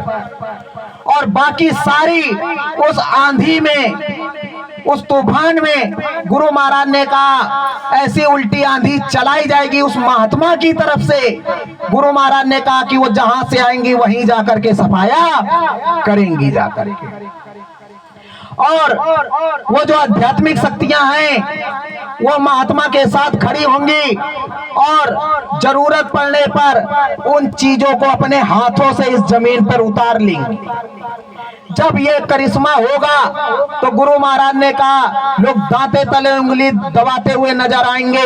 उस समय भारत सिरमौर होता हुआ दिखाई पड़ेगा और भारत की आध्यात्मिक शक्ति को देख करके सारा विश्व नतमस्तक हो जाएगा। तो प्रेमी भाई बहनों, क्यों परेशान होती हो? सतगुरु की और सतगुरु की नकल करने वालों की परीक्षा के दिन अब ज्यादा दूर नहीं रहे। हमें अपने ईमानदारी से, मेहनत से, लगन से, सच्चाई से अपने काम को करना है, बाकी काम स्वयं गुरु महाराज को करना। वो अपना करेंगे। उन्होंने कहा कि ये बच्चा, ये होश का मंच है, ये कोई रंगशाला नहीं, नाटकशाला नहीं है। इस मंच पे बैठ करके मैं जो कुछ भी कहूंगा, मेरी एक भी बात कटने वाली नहीं है। जब उन्होंने कहा मेरी एक भी बात कटने वाली नहीं है, और उन्होंने जो कुछ भी आज तक कहा वो सारा सत्य हो रहा है, आगे भी होगा, तो बताइए वो कहां चले जाएंगे। उन्होंने खोल करके भी कहा था कि बच्चा कोई बात नहीं, 77 में होने वाली लीला में चूक गए, मगर भविष्य में होने वाली लीला में चूकना मत। घर में छिपके मत बैठना, दरवाजे पे खड़े होकर के देखना, और जब तुम देखोगे तब तुमको आंधी का पता चलेगा। तो वो दरवाजा कहाँ है, किस दरवाजे की उन्होंने बात कही थी। और साथ में यह भी कहा कि बालू की दीवार खड़ी होगी और उसमें पैर मार देना बच्चों, तुम पास हो जाओगे। तो आज तो सबके घर में पक्के घर बने, बालू की दीवार किसके घर में। तो कभी हमने विचार किया कि गुरु ने जो कहा वो दरवाजा कौन सा, वो घाट है। इस घाट पर गुरु महाराज ने कहा बैठ करके दरवाजे पर देखना, बालू की दीवार यानी कर्मों का पहाड़ जो तुम्हारा खड़ा है, उसमें तुम नाम जड़ी से, उस सुमिरन ध्यान भजन के पुंज से उसको जला करके भस्म कर देना। और जब उसको तुम देखोगे नजारा, तो यहाँ तुम्हें अंदर का जलवा ही जलवा दिखाई पड़ेगा, सारी सच्चाई समझ में आएगी। मगर ना, यहाँ उल्टा है। गुरु महाराज ने कहा सुमिरन ध्यान भजन करना है, लोगों ने कहा सत्संग सुनो, सेवा देते रहो, तुम्हारा काम हो जाएगा। और जबकि स्वयं गुरु महाराज ने कहा, क्या बच्चा ये माला देख रहे हो, माला, यहाँ का विधान है, नियम है कि जब तक तुम्हारी अंतिम श्वास है तब तक तुमको सुमिरन ध्यान भजन करना ही पड़ेगा। और देखो मैं कर रहा हूं तो तुमको भी करना पड़ेगा। तो गुरु की बात क्यों नहीं याद रही, और लोगों ने कह दिया कि कोई बात नहीं, नहीं होता है, सत्संग सुनते रहो, सेवा देते रहो, सबका काम हो जाएगा। अब तो ऐसे ऐसे लोग भी आ गए कि उनसे प्रेमी लोग पूछते हैं जा करके कि सारी बातें ठीक है, अब ये बताओ कि हमारा सुमिरन ध्यान भजन करते हैं और हमको बनेगा तो कैसे बनेगा। तो सीधे कहते हैं अरे उस चीज पे क्यों परेशान होते, वो जब ज्वार भाटा आएगा एक बैग सबको दिखाई पड़ेगा। तो क्या वो ट्रांसफार्मर तुम्हारे पास रखा है जो सबको दिखाई पड़ेगा? वो करेगा धरेगा कुछ है नहीं, उसको दिखाई पड़ने लगेगा। अरे वो तो इनके ऊपर है, ये कुछ भी कर सकते हैं। दिन को रात, रात को दिन, सूरज को चांद, चांद को सूरज की दिशा में बदल सकते हैं। अगर तुम्हारे अंदर क्षमता होती तो 13 साल तक क्यों इंतजार हुआ। अब थोड़ा समय और बचा है, उसमें भी गुरु महाराज ने कहा और भी देख लिया जाए। बाकी गुरु महाराज का तो काम होना ही होना है। गुरु महाराज का काम हो गया, अब हमारा आपका काम केवल बाकी। परिवर्तन के देवता आ चुके, धर्म की ध्वजा जिसने पकड़ी हुई है वो भी शक्तियां आ चुकी हैं, जिसका राज तिलक होना है वो भी आ चुका है। तुम देखी देखा कुछ भी कहते रहो। बड़े भैया ने बसंत पंचमी के दिन महाकुंभ मेला में साधना शिविर में खोल करके बता दिया, और जो कुछ गुरु महाराज ने कहा था और जो महात्मा आए उन्होंने जो कुछ बताया तो उन्होंने सत्संग में बताया, और आपने नकल करना शुरू कर दिया। अच्छी बात है, नकल करनी चाहिए और करो, देखते हैं सदगुरु की नकल कब तक होती है। कहना तो आपने भी शुरू कर दिया कि वो महान शक्तियां आ गई हैं, वो महान आत्माएं आ गई हैं, मगर कहां है ये तो बताओ। क्योंकि गुरु महाराज ने जिसको बताया, जिसको दिया, जिसको समझाया, उसके पास तो प्रमाण है, और आपके पास क्या है? नाम क्या है, रूप क्या है, उनका स्थान क्या है, उनकी पहचान क्या है, वो तो गुरु महाराज जिसको बताएंगे वही केवल बता सकता है। देखा देखी कहने से तो कुछ हो नहीं सकता। बागडोर सभी ने संभाली। गुरु महाराज ने कहा कलयुग जाने वाला है, सतयुग आने वाला है, नारा आपने भी दोहराया, मगर उसकी रूपरेखा क्या बनेगी, उसकी व्यवस्था क्या बनेगी, किसी ने 13 साल में करके दिखाया। आपके घर में कोई नया रिश्ता जोड़ा जाए और या कोई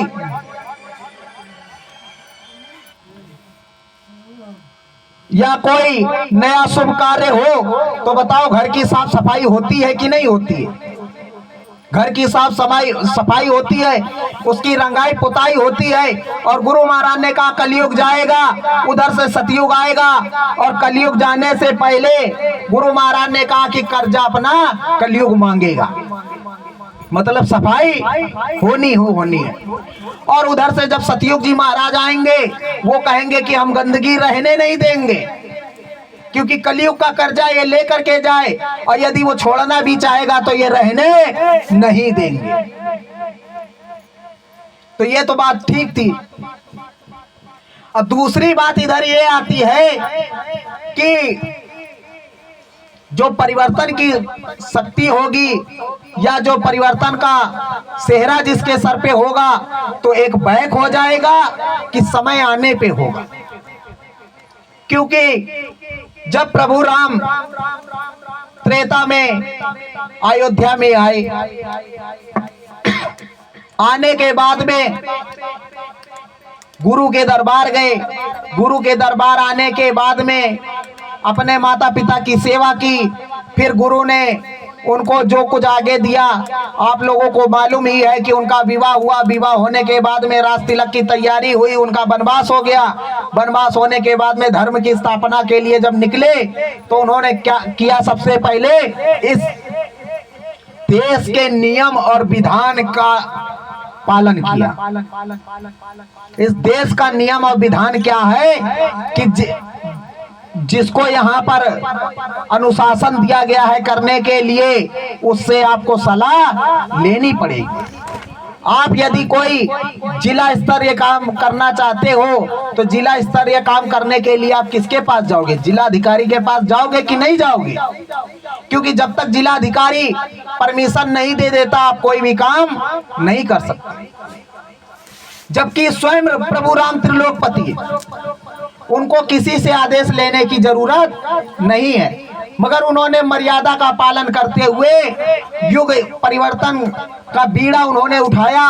और युग परिवर्तन से पहले उन्होंने स्वयं रामेश्वर की स्थापना किया प्रेमियों की नहीं किया। उसके बाद में जब युद्ध की बारी आ गई और जब राम रावण का युद्ध छिड़ा तो उन्होंने माता भगवती को प्रसन्न किया कि नहीं किया? किया उन्होंने। इधर भोले बाबा की भी स्थापना उन्होंने की, उधर माता भगवती को भी प्रसन्न किया। अच्छे से पता करो इस चीज को, जबकि वो कुल मालिक है, त्रिलोकपति है। उसके बाद राम रावण की लड़ाई छिड़ी और युग परिवर्तन हुआ, फिर नए युग का आरंभ हुआ। द्वापर में भी जब परिवर्तन की जरूरत आन पड़ी, युग परिवर्तन का समय आया, तो भगवान श्री कृष्ण ने स्वयं लोधेश्वर महादेव की स्थापना द्वापर में जिला बाराबंकी में की। जबकि भगवान श्री कृष्ण योगेश्वर हैं, वो चाहते तो कुछ भी कर सकते हैं, मगर उन्होंने भी नियम का पालन किया, मर्यादा दिखाई जगत में और लोधेश्वर महादेव की स्थापना की। और पांडवों के द्वारा धर्म युद्ध की जब बारी आई तो माता रानी को उन्होंने प्रसन्न करने की विधि बताई और पांडवों ने माता रानी को प्रसन्न किया और प्रसन्न करने के बाद उन्होंने धर्म की स्थापना की। अब आया कलयुग में, गुरु महाराज ने 3 यज्ञ किए। किस लिए? धर्म की स्थापना के लिए। चौथा यज्ञ उनका बाकी है और उन्होंने कहा कि बच्चा, चौथा यज्ञ जब लोगों ने पूछा तो गुरु महाराज ने कहा ऐसी जगह होगा, ना कोई जंगल होगा, मतलब ना कोई तीर्थ स्थान होगा, ना गंगा होगी, ना जमुना होगी, मगर गंगा ही जमुना की तरह एक पवित्र नदी होगी, काशी की तरह एक मैदान होगा। और जिस जगह ये कार्यक्रम होगा तो गुरु महाराज ने कहा वहां 10 करोड़ नर नारी दिखाई पड़ेंगे। और उस यज्ञ के 10 माह पूर्व मैं घोषणा करवाऊंगा, 10 माह पूर्व घोषणा करवाऊंगा कि चौथा महायज्ञ होने वाला है। और जिस दिन वो चौथा महायज्ञ होगा उस दिन मैं सतयुग आने की तिथि बताऊंगा। ये नहीं कहा कि उस दिन सतयुग आएगा, गुरु महाराज ने कहा उस दिन सतयुग के आने की तिथि बताऊंगा। और बच्चा तारीख तो मुझे आज भी पता है, मैं चाहूं तो अभी बता दूं, मगर मुझे बताने की जरूरत नहीं, क्योंकि अगर मैं बता दूंगा तो आप लोग ही कहने लगोगे अरे बाबा जी ये तो हमको भी पहले से पता था।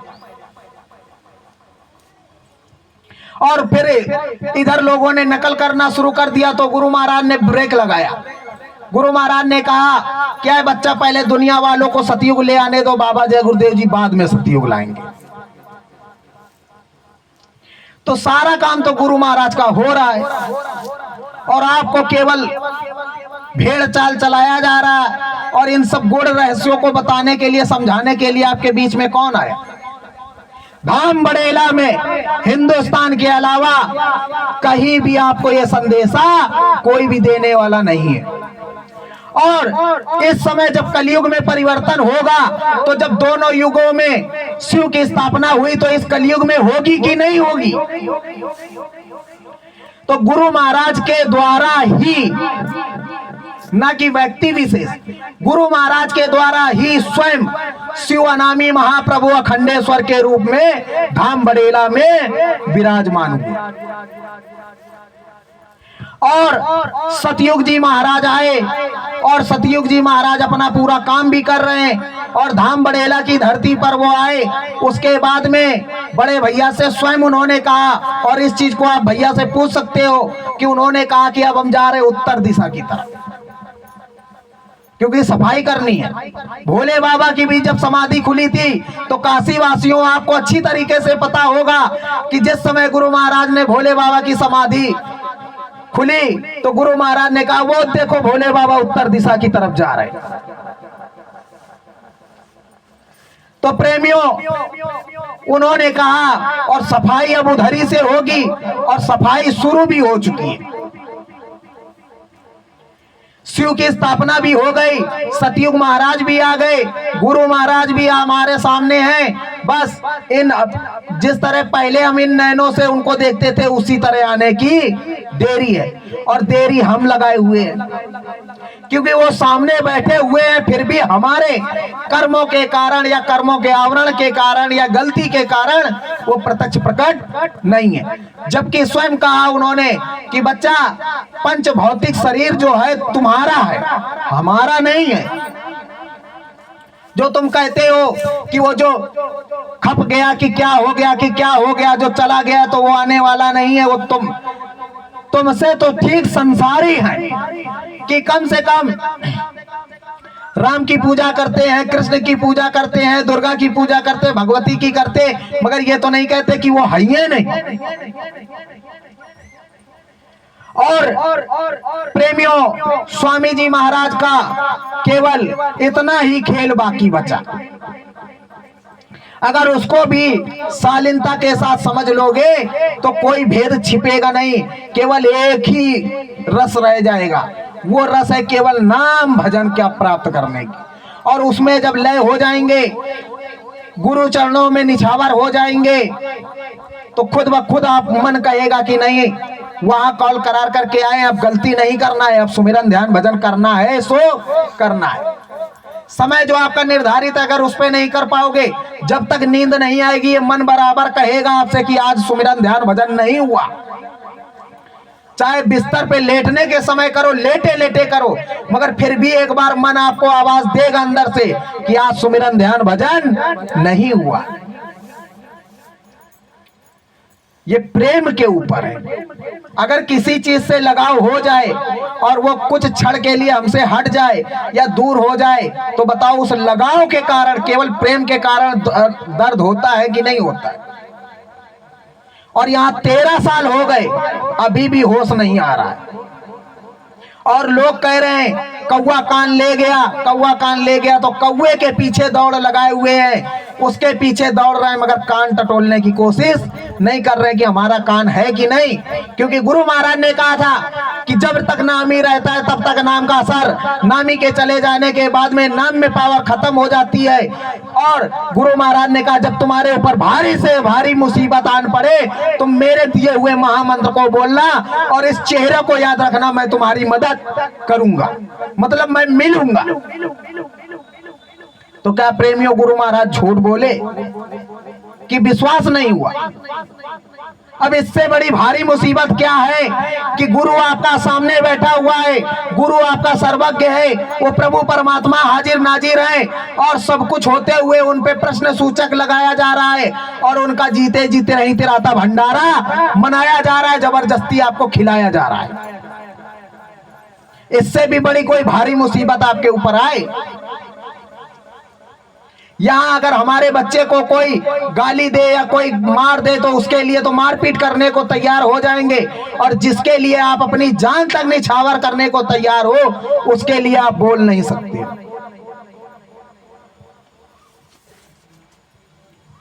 तो प्रेमियों, कोई कुछ भी करे करने दो, आप अपने रास्ते पे रहो और खुद को बचाने की कोशिश करो।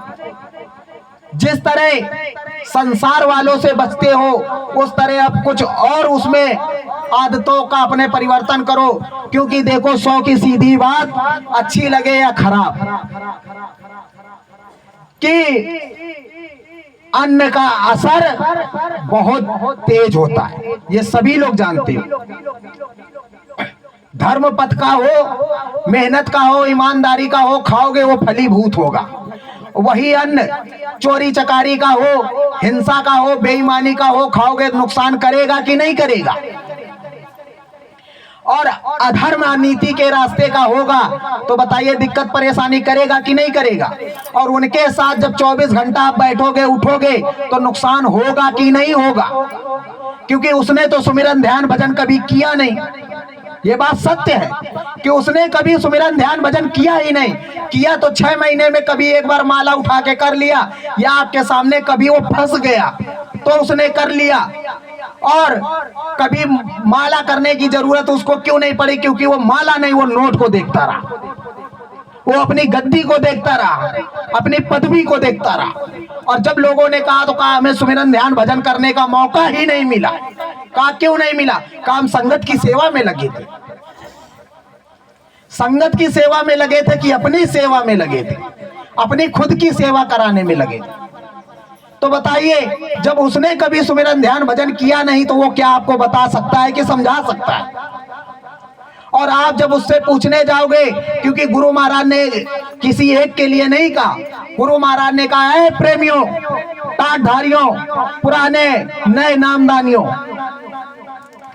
ये जितने भी पुराने नामदानी हैं, जबकि पुराना कोई नहीं। 12 में जब गुरु महाराज ने नामदान दिया, खितौरा में जब काफिला, आखिरी वाला काफिला आया था, समापन खितौरा में हुआ, उस समय गुरु महाराज ने जब नामदान दिया था तो स्वामी जी महाराज ने कहा बच्चा आज नामदान मिल गया, आज से सारे नए, कोई पुराना नहीं बचा। फिर उसके बाद यही बात गुरु महाराज ने होली के कार्यक्रम पे कही सन 2012 में, कहा बच्चों अब सारे नए हो गए, कोई पुराना नहीं बचा। तो जब गुरु महाराज ने कहा सारे नए हो गए, तो तुम कैसे कह सकते हो, हम कैसे कह सकते हैं, आप कैसे कह सकते हैं कि हम तो 50 साल पुराने नामदान? मतलब आपने गुरु को पीछे छोड़ दिया, आप गुरु से आगे हो। क्योंकि स्वामी जी महाराज ने कहा कि आज के बाद कोई पुराना नहीं बचा। और गुरु महाराज ने कहा जितने ये लोग हैं ये नए नामदानियों को बताएंगे और समझाएंगे, एक एक से पकड़ पकड़ के पूछना कि सुमिरन किस तरह करना, ध्यान किस तरह करना, भजन किस तरह करना। अभी महाकुंभ पे इस चीज का भैया ने लाइव टेस्ट कराया, लाइव किस तरह कि सुमिरन लोग किस तरह करते हैं। तो जिसमें अगर सही से देखा जाए प्रेमी भाई बहनों, तो 99% लोगों का सुमिरन ही गलत है कि सुमिरन किस तरह किया जाता है। क्योंकि जिन लोगों को गुरु महाराज ने बताया उन्होंने ठीक से किया ही नहीं, और जब उन्होंने किया नहीं तो लोगों को बताया नहीं, और लोगों को बताया नहीं तो लोगों को पता ही नहीं चला। क्योंकि जब कहते हैं संगत हो 60 करोड़ की, तो गुरु महाराज किसको किसको पकड़ पकड़ के बिठाएंगे। यहाँ अगर 1000 ही हो जाएंगे तो यही होगा कि भाई जिसको समझाया गया वो दूसरे को बताए। और जब सुमिरन के लिए पूछा गया तो कहते भैया दिन में काम रहता है और क्या करे। गुरु महाराज ने कहा सुबह शाम बैठना है, तो सुबह शाम बैठ गए और गए गुरु महाराज के आगे हाथ जोड़ा, प्रार्थना बोली और लेकर के माला बैठ गए, जय गुरुदेव जय गुरुदेव जय गुरुदेव। तो क्या गुरु महाराज ने इसी तरह समझाया था? गुरु महाराज ने कहा 5 नाम है, 5 रूप हैं, तो 5 उनके स्थान हैं और 5 के अलग अलग बाजे हैं। तो चलिए बाजे आपने याद कर लिए भजन में, रूप आपने याद कर लिया सुमिरन में ध्यान में, तो स्थान किस लिए गुरु महाराज ने बताई? उसकी भी तो कहीं ना कहीं जरूरत पड़ती होगी, तब तो गुरु महाराज ने बताया कि फला का स्थान फला जगह पर।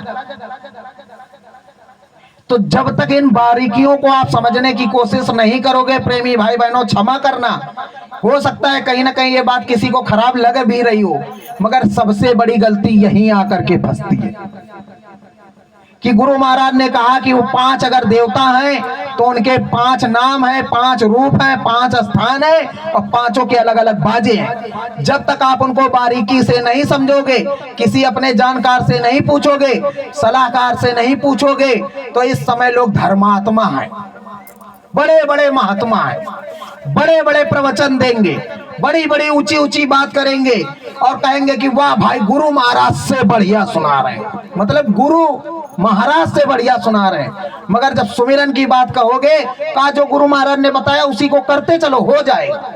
अब उसको बेचारे को यही नहीं मालूम कि माला आगे को करना है कि पीछे को करना है। तो बताइए कहीं ना कहीं भारी चूक हुई कि नहीं? ध्यान के लिए कहा गया, कहा ध्यान में क्या है? गुरु महाराज ने कहा आंख बंद कर लेना, सामने देखना और नाम को बोलते रहना, बस हम करते हैं। तो क्या इसी तरह ध्यान होगा?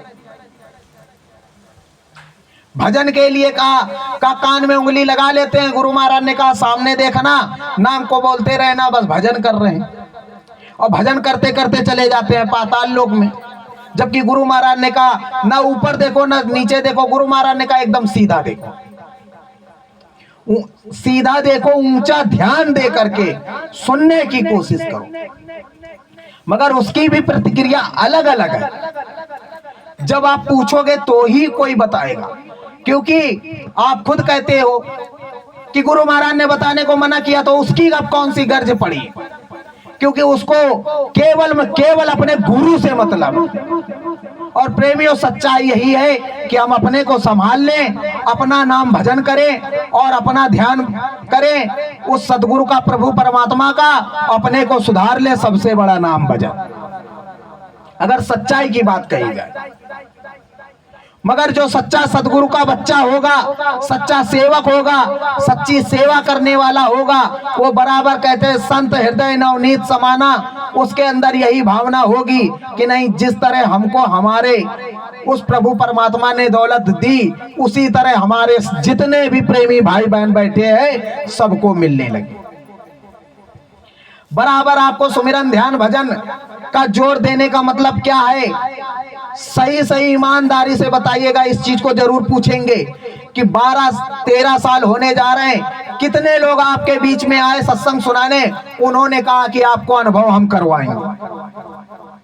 हर जगह संगत की बात हो रही कि किसी ने, बड़े बड़े वक्ता ने, चाहे वो कहीं का भी वक्ता हो, पदाधिकारी हो, सत्संग सुना रहा हो, बीच में आकर के खड़ा हो जाए और कहे कि हे प्रेमी भाई बहनों घबराना नहीं, आप सुमिरन ध्यान भजन करो, रास्ता हम बताएंगे किस तरह गुरु का दर्शन होगा। और हिंदुस्तान में धाम बड़ेला से खुला चैलेंज किया जाता है और बड़े भैया आपके गांव में घर में बराबर आ रहे हैं, आपको सुमिरन ध्यान भजन की विधि बता रहे, सरल से सरल मार्ग बता रहे, समझा रहे, फिर भी आप करने को तैयार नहीं। कहा सुन लेंगे, करेगा कौन, करेंगे तो फंस जाएंगे। और बराबर प्रार्थना बोलते हैं, विनय करूं मैं दो कर जोरे सतगुरु द्वार तुम्हारे। सतगुरु भैया पकड़ो मोरी, सतगुरु शांति वाले तुमको लाखों प्रणाम। मतलब कुल मिलाकर के विनती प्रार्थना करना है सतगुरु से और विरोध करना है सतगुरु का। तो जब सतगुरु से ही विरोध और सतगुरु से ही दिक्कत एलर्जी, तो बताइए काम कैसे बने। ये हमारे समझने का फेर है कि वो अलग हो गए, वो अलग हो गए, कहीं कोई नहीं अलग, ये उसी जगह पर है।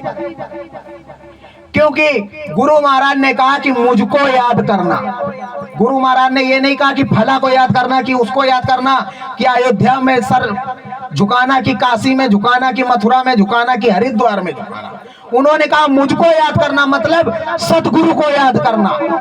जब सतगुरु को याद करोगे ही नहीं तो 50 जय गुरुदेव है, किस जय गुरुदेव को याद कर रहे हो।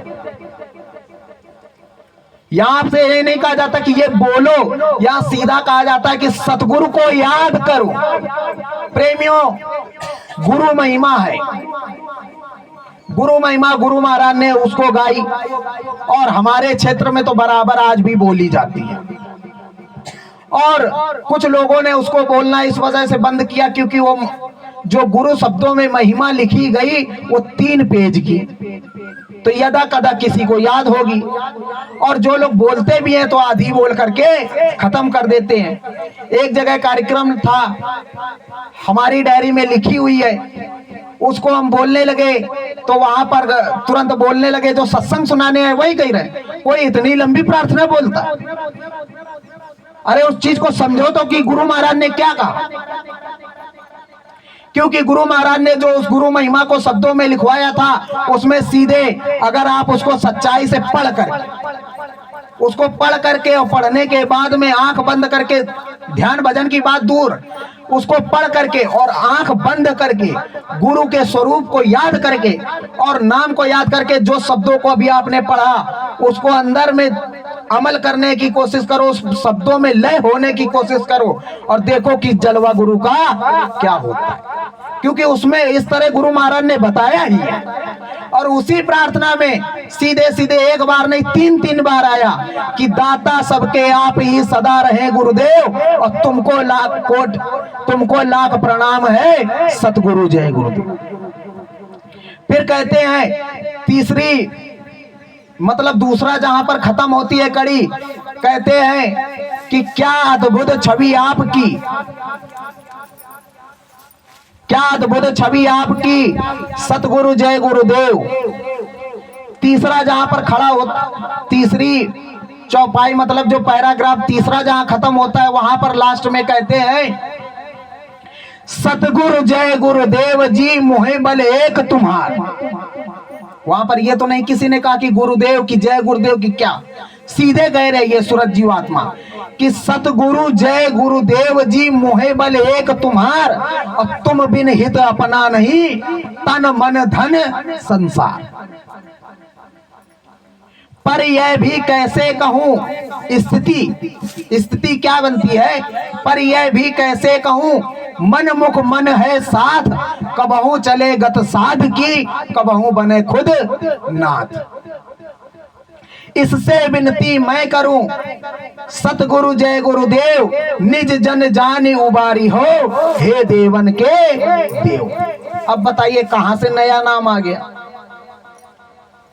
और ये प्रार्थना हमारे यहाँ डायरी में लिखी रखी, हमसे भी जो पहले थे उनकी डायरी में लिखी रखी है। तो अब सोचो कि ये कितनी पुरानी प्रार्थना है। और यहाँ अगर कोई बोलता है तो कहा कभी गुरु महाराज ने कहा ही नहीं सतगुरु जय गुरुदेव। गुरु महाराज का सत्संग पड़ा हुआ है, कहा क्या तुम सतगुरु की बात करते हो। अरे जब से कबीर साहब आए तब से सतगुरु आया।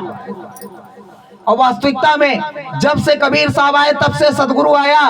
और गुरु महाराज ने कहा उसके पहले की किसी भी किताब में सतगुरु का कोई वो नहीं। क्योंकि सदगुरु की महिमा वही सुना सकता है जो स्वयं सदगुरु होगा, या उसके अंदर उस चीज की पावर होगी, या वो वहां का मालिक होगा, या वो वहां आता जाता होगा, वही तुमको सदगुरु की बात बता सकता है।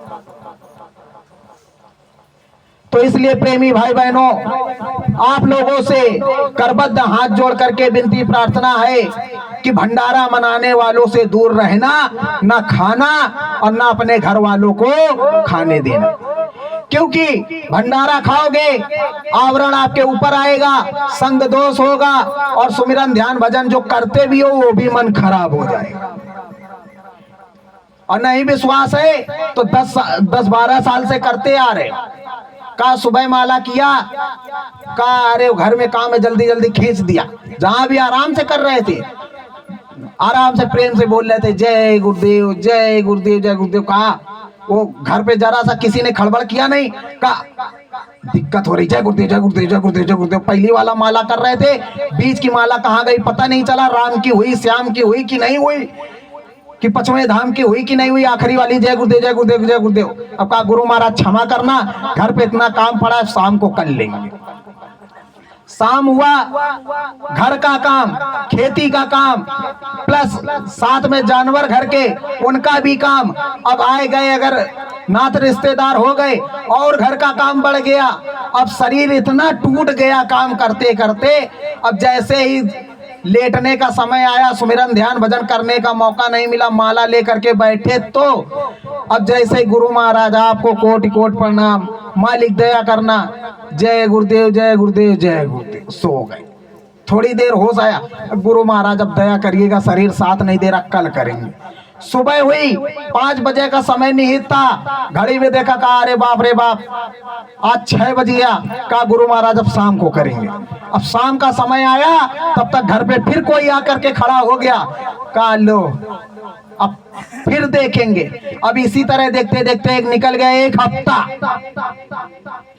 1 दिन के ना करने से इतनी बड़ी गलती हुई, अब 1 हफ्ता हो गया, बताइए कितना बड़ा आवरण आके खड़ा हो गया।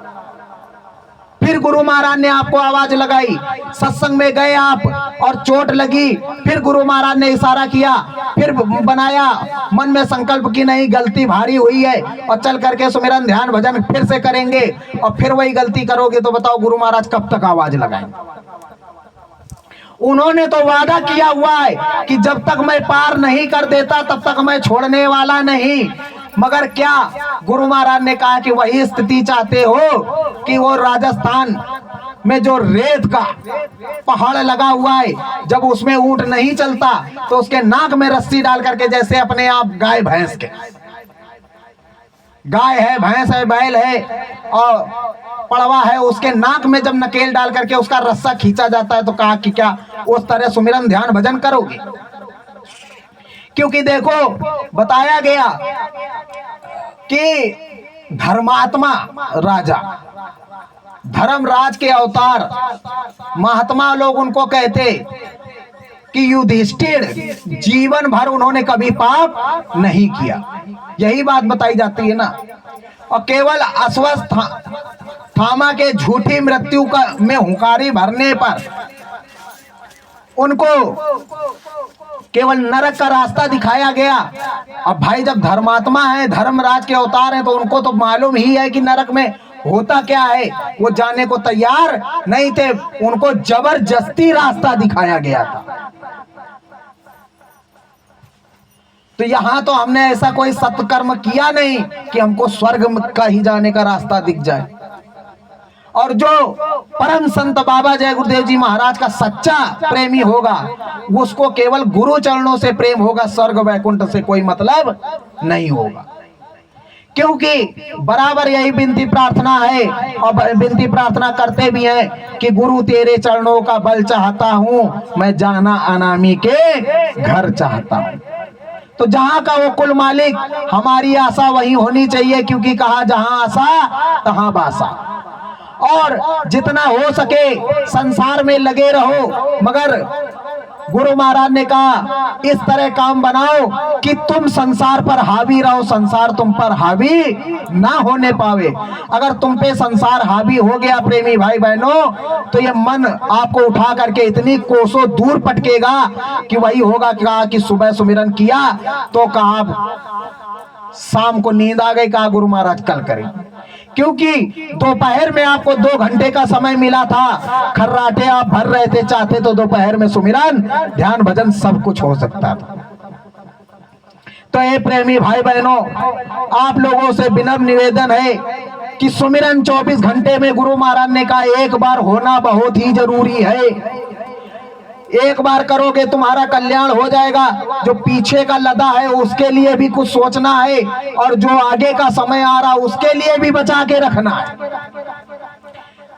किस प्रकार कहा कि पीछे का जो स्थिति बिगड़ी थी घर की, तो आज जो कमाई हो रही है तो पहले उसको उस कमाई से पीछे का जो बिगड़ा हुआ है उसको संभालते हैं कि नहीं संभालती, कि जो पीछे हमारी व्यवस्था बिगड़ गई थी वो दुरुस्त हो जाए। जब नींव दुरुस्त हो गई तो अब आज के दिनचर्या को संभालने लगे। जब पीछे का सही हो गया और दिनचर्या सही चलने लगी तो अब क्या सोच आती है कि भविष्य के लिए भी कुछ जमा कर लिया जाए। और सभी लोग जमा करते हैं कि नहीं करते? जब भविष्य के लिए जमा रहता है, हारी में, बीमारी में, शादी में, ब्याह में, हर काम में वो मदद आता है। तो इसी प्रकार जब आगे का भी जमा करते जाओगे, मतलब 2 बार से 3 बार अगर सुमिरन कर लोगे तो आगे आने वाली बीमारी में, आफत में, मुसीबत में जो कहते हो स्वास्थ्य सेवा, वही असली चीज है। ये स्वास्थ्य सेवा तुम्हारी नोट वाली काम नहीं आएगी जो रजिस्टर में लिखवा रहे हो आज भी। स्वास्थ्य सेवा, अरे स्वास्थ्य सेवा के कुल मालिक ये थे, जब ये वहां मौजूद है नहीं तो किस बात की स्वास्थ्य सेवा।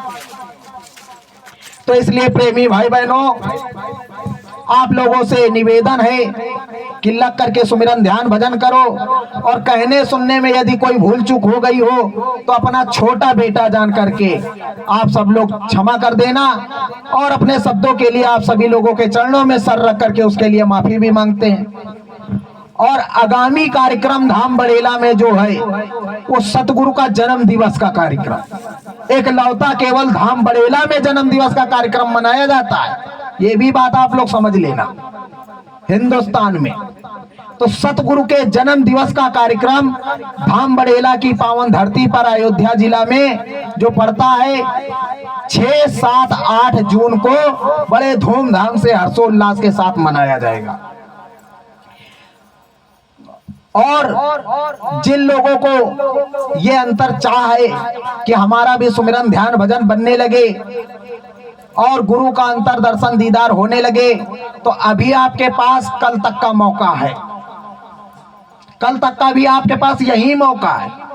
यहाँ अगर लाभ उठा लो तो अच्छी बात, और नहीं धाम बड़ेला चले आओ कभी भी। साल में 6 कार्यक्रम लगते हैं, 7 लगभग हो गए कार्यक्रम लगते हैं, और वहां केवल आपको जाना है अपने नाम भजन के लिए, बाकी दूसरा कोई काम नहीं, केवल नाम भजन के लिए। और वहां से खुला कहा जाता है कि दर्शन हो, अनुभव हो तो विश्वास करना, अगर दर्शन अनुभव ना हो तो विश्वास करने की जरूरत नहीं है।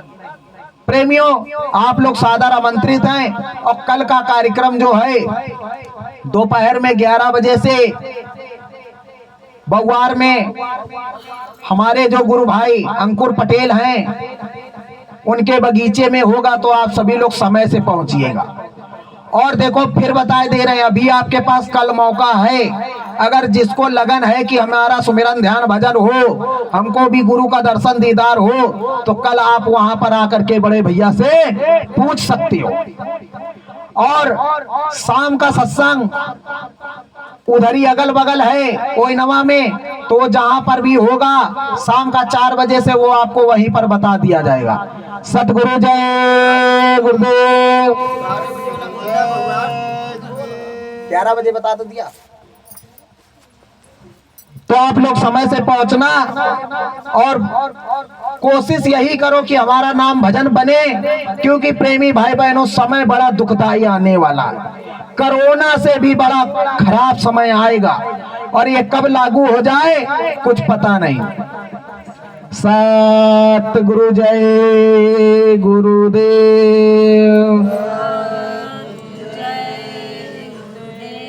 लागी स्वामी में लगनिया कर ले भजनिया सुबह शाम को।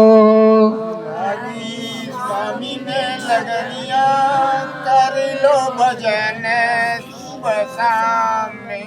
अंत समय में साथ चलेगा बाकी कुछ ना जाए। अंत समय में साथ चलेगा बाकी कुछ न जाए। भव सागर में यही दाम है यही काम है आवे। भव सागर में यही काम है आगे। मानो गुरु के बचनिया कर लो भजनिया सुबह शाम को। मानो गुरु की बचनिया कर लो सामने। लागी स्वामी में लगनिया कर लो भजनिया सुबह शाम को। लागी स्वामी में लगनिया कर लो भजन सुबह शाम। सुमिरन ध्यान भजन को कर ले चरण वंदना सतगुरु की। सुमिरन ध्यान भजन कर ले। मानो गुरु के बचनिया कर ले भजनिया सुबह शाम को। मानो गुरु की बचनिया कर लो भजन सुबह शाम। ध्यान भजन कर सतगुरु का मुक्ति पद को पाओ। ध्यान भजन कर सतगुरु का मुक्ति पद को पाओ। मानो मानो जी बचनिया मनवा में धर के सुबह शाम को। मानो मानो जी बचनिया सुबह शाम। मानो मानो जी बचनिया मनवा में धर के सुबह शाम को। मानो मानो जी बचनिया सुबह शाम। कर लो नाम भजनिया मनवा में धर के सुबह शाम को। मानो मानो ये बचनिया कर लो सुबह शाम। सतगुरु जय गुरुदेव।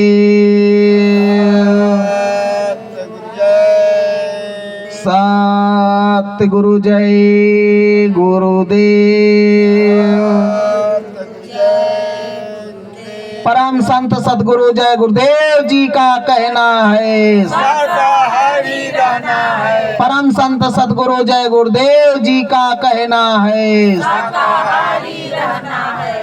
परम संत सतगुरु जय गुरुदेव जी की वाणी है। सतगुरु की अगवानी है। जागो जागो दुनिया वालों, सतगुरु गाने वाला है। डम डम डम डम महादेव का डमरू बजने वाला है। शिव नेत्र तीसरा खुलते ही जाएंगे हे बाबा जी की अर्जी है। आगे आपकी मर्जी है। सतगुरु स्वामी की अर्जी है। आगे आपकी मर्जी है। सतगुरु जय गुरुदेव।